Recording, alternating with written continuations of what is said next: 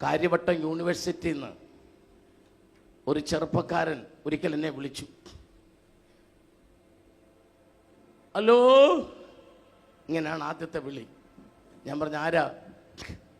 പ്രമോദ. ഞാൻ പറഞ്ഞു, ഏത് പ്രമോദ്? ദുബൈയിലെ പാസ്റ്ററുടെ മോൻ പ്രമോദ. മക്കൾ എന്തിനാ കരയുന്നത്? പാസ്റ്ററെ, എനിക്ക് വേണ്ടി പ്രാർത്ഥിക്കണം.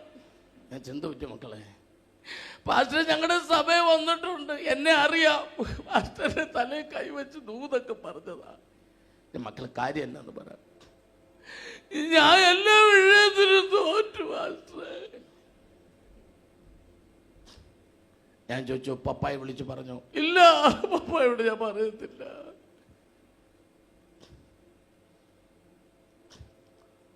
മക്കൾക്ക് അടുത്ത എക്സാമിനേഷന് ജയിക്കണോ?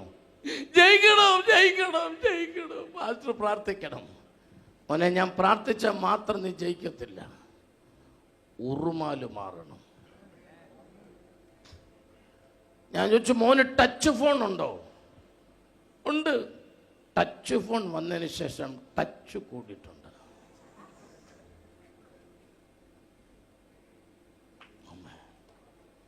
ആമേൻ. ഞാൻ വീണ്ടും ചോദിച്ചു, മോന് ജയിക്കണോ പ്രമോദേ? ജയിക്കണം, ജയിക്കണം. അങ്കിള് പറയുന്ന പോലെ മക്കള് ചെയ്യുമോ? ചെയ്യാം, ചെയ്യാം, ചെയ്യാം. പപ്പായെ വിളിച്ച് പറയല്ലോ പാസ്റ്ററെ. പറയില്ല മക്കളെ, അങ്കിള് പറയുന്ന പോലെ ചെയ്യാവോ? ചെയ്യാം. മോൻ്റെ റൂമിനകത്ത് നൂലോ എന്തെങ്കിലും കിടപ്പുണ്ടോ? ഇല്ല. എന്തെങ്കിലും വള്ളി അങ്ങനെ എന്തെങ്കിലും വയാറിൻ്റെ കഷ്ണം കിടപ്പുണ്ട്? വയാറിൻ്റെ. മോൻ അതിന് ഒരു വയാറിൻ്റെ കഷ്ണം എടുത്തിട്ട് അതിൻ്റെ അറ്റത്ത് മോൻ്റെ മൊബൈൽ ഫോൺ കെട്ടണം, വയറിൻ്റെ അറ്റത്ത്. എന്നിട്ട് ബക്കറ്റിനകത്ത് വെള്ളം എടുത്തിട്ട് മൊബൈൽ അതിൽ മുക്കി പിടിക്കണം. അപ്പൊ അവൻ ചോദിച്ചു, കേടാകൂലേ? ആകും, അത് കേടാകും, നീ നന്നാകും. നിനക്കത് ഉപയോഗിക്കേണ്ട പോലെ ഉപയോഗിക്കാൻ അറിയത്തില്ലെങ്കിൽ ബക്കറ്റിൽ മുക്കി പിടിക്കുന്നതാണ് നല്ലത്.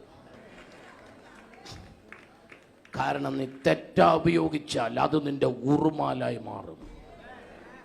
നിന്റെ കൃപ നഷ്ടപ്പെടുത്തും, നിന്റെ ദർശനം നഷ്ടപ്പെടുത്തും, നിന്റെ പ്രാർത്ഥനാ ജീവിതം നഷ്ടപ്പെടുത്തും.